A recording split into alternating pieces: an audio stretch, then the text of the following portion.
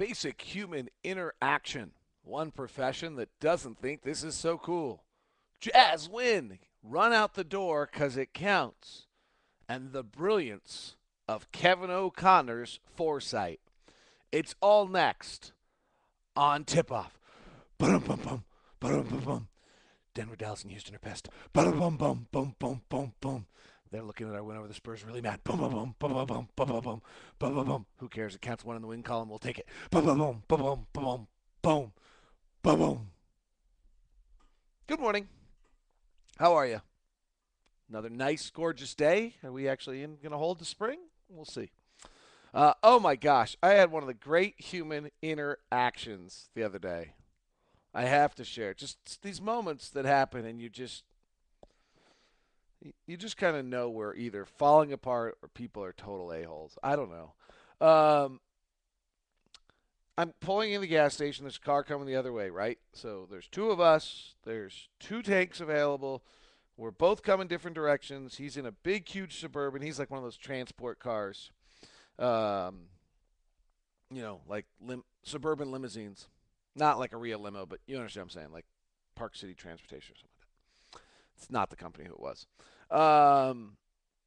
And we can't figure out how, with two cars and two gas pumps, to do this.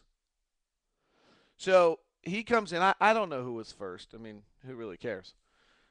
He surges in and stops so that his gas tank is on the first tank, meaning that his whole extended out Suburban is now blocking the other one.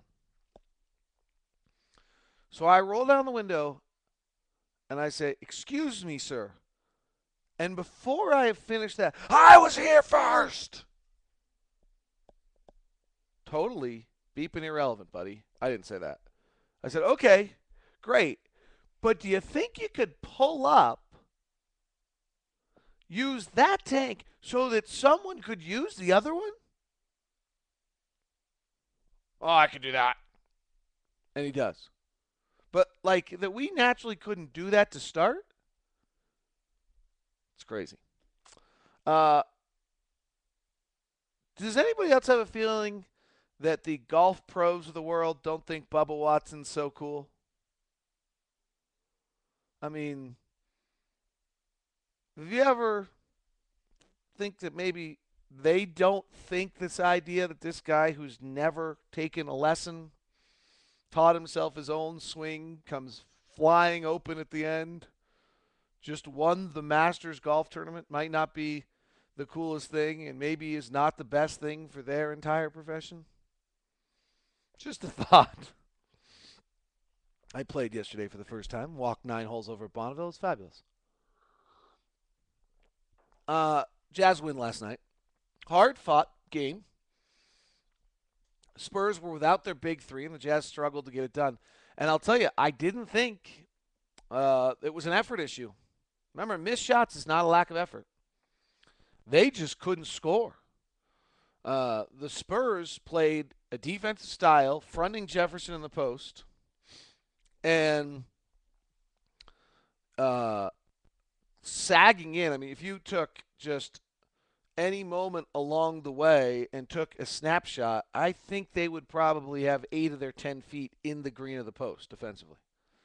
So they just were taking away the middle of the floor to see what we could do, and we cannot do a lot when that happens.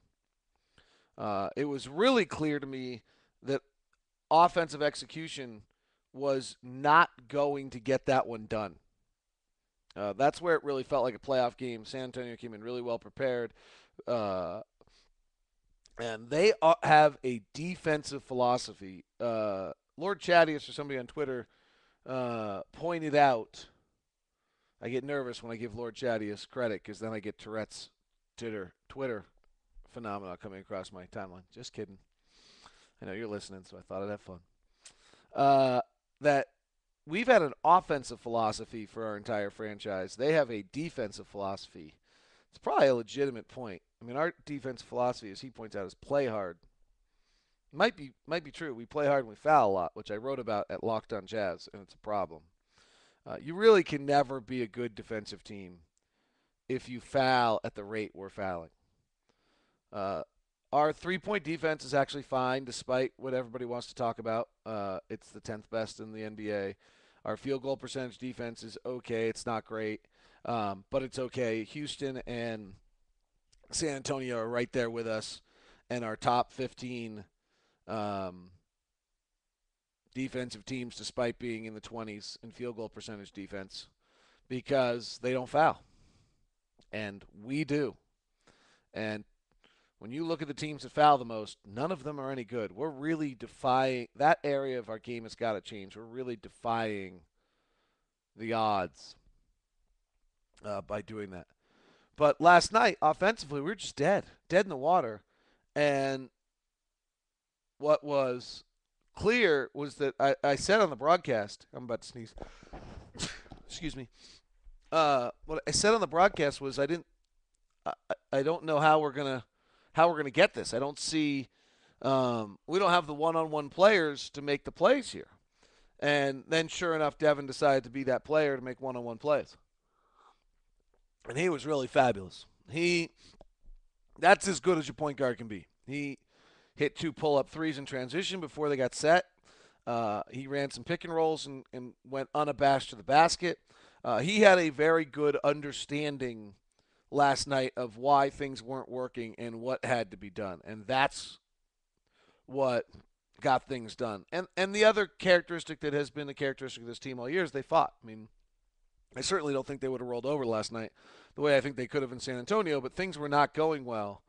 And they were able to get the win. And even though it's without Duncan and it's without Manu and it's without Parker, the Spurs still play the game right, and they were making the game very difficult. The only reason the Jazz win that game is because there's no Duncan, there's no Parker, and there's no Ginobili, and so late in the game, San Antonio can't score either. When the Jazz finally tightened up their defense, fouled much less last night, and that's why the Jazz won last night, is because of the fact that those guys weren't there. Let's not kid ourselves. And as I said in my ever elegant open, if you're Denver, Dallas, or Houston, you're pissed. Holy smokes, are you mad? We'll take it, though. I don't have a problem with this, by the way. Popovich doing this. Uh, I heard Phil Johnson. He's very upset about it. Uh, I would say they are taking an enormous risk in dropping out of the number 1 seed, and they've decided what's more important. And I get that we've got a game and people have got to buy tickets and all of that, but I would also say I I think they've got the right to do it. They've earned it by putting themselves in that position. If they were trying to make the playoffs, and we're in Dallas' situation, our situation, they wouldn't be able to do it. And they are taking a calculated decision. And I guess I would I don't I mean I get that people bought tickets and I felt really bad for the people in the Ginobili and the Duncan shirts. I think that's too bad. But if it's truly a competition, wins, losses, they're taking a risk. They have the choice to be able to take that. Going forward, enormous game on Tuesday or Wednesday against Houston. Today's Tuesday. And then we got to get one of the games on this road trip, and we got to win out at home. And I think that gets us in, but gosh, you're not sure. Nobody tripped last night in Dallas, Denver, Houston. It would give you a 3-way tie in all likelihood, and I guess I'd have to figure out how the tiebreaker works between those two. I know we have the tiebreaker against Denver, but I don't know what happens if it's a 3-way tie. I'm assuming we would go to conference record from there, and I don't know if we come out very well on that because we did very well against the East. This is a crazy year. You start to wonder about individual little shots, as well as the other thing I think you kind of really begin to look at is who got games against whom, right? Because it's an uneven schedule, And you wonder whether or not that's going to end up changing things. Uh, if it's conference record, we have a better conference record. We will have a better conference record than Denver. We're close to Dallas. So if it's conference record and we have a three-way tie, I think we still get in because we have both the conference record and the head-to-head against Denver, unless they do it in some other manner that I don't know about. But I'm guessing three-way tie, we still get in. So win five more, I think we get in. It'll be a fabulous experience for the guys to get in and to be able to find a way to have this experience. I mean, just for guys like Favors and the young kids to be able to experience, this time in playing the same team and in that intensity. I mean, I think we get hammered if we're the 8th seed against the Spurs. Having watched the last 2 games, the only question is whether we'd be within 80 by the end of the 4 games. That's a slight exaggeration, but I kind of wonder. Final one is there have been a lot of moves this year that I think Kevin O'Connor made that didn't make a lot of sense. And you tried to explain at the time, and with immediate gratification society, people weren't getting it. Damari Carroll, Jamal Tinsley, and Josh Howard. And I think you've got to give some credit now. We go back to Damari Carroll, and everyone's like, why'd we sign him? Okay. Let me remind you what we said at the time. The reason they signed Damari Carroll at the time was, 1, they liked him.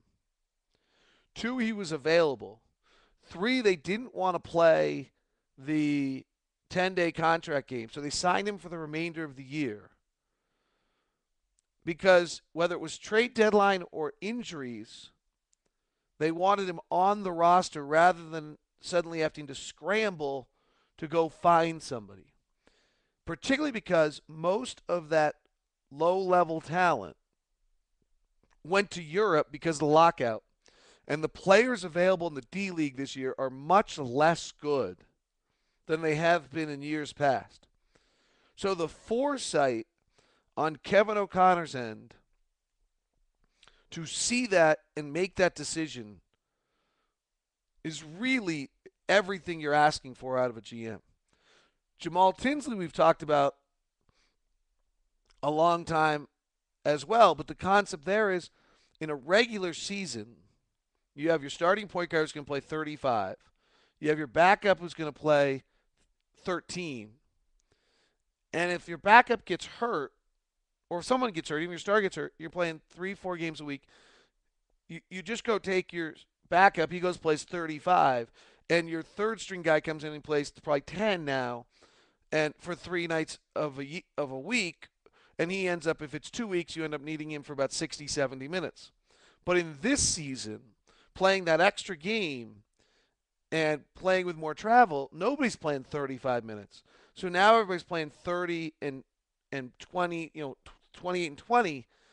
And if a guy gets hurt, your starter gets hurt, your backup steps in, then suddenly, instead of needing 30 or 40 minutes out of him a week, you're playing 4 games, maybe 5. You need 80 to 100 minutes a week out of him.